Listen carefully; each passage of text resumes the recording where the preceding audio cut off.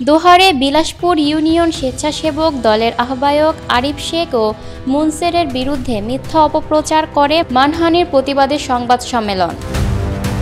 ঢাকার দোহারে বিলাসপুর ইউনিয়ন স্বেচ্ছাসেবক দলের আহ্বায়ক আরিফ শেখ ও মুনসেরের বিরুদ্ধে মিথ্যা অপপ্রচার করে মানহানির প্রতিবাদে সংবাদ সম্মেলন করা হয়েছে। বুধবার দুপুরে এই সংবাদ সম্মেলনের আয়োজন করা হয়।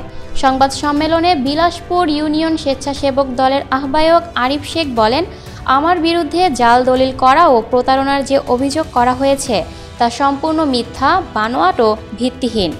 যারা আমার বিরুদ্ধে এই সমস্ত মিথ্যা অভিযোগ করে আমার সম্মান নষ্ট করেছে, আমি তাদের বিচার চাই।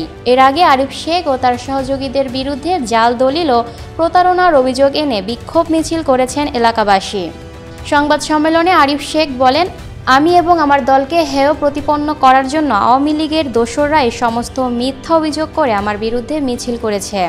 তিনি প্রশাসনকে এই ঘটনার সুষ্ঠু তদন্ত করে ব্যবস্থা নেওয়ার অনুরোধ করেন। সংবাদ সম্মেলনে বিলাসপুর ইউনিয়নের শতাধিক লোকজন উপস্থিত ছিলেন। Lucky Akter, people voice television, Dhaka.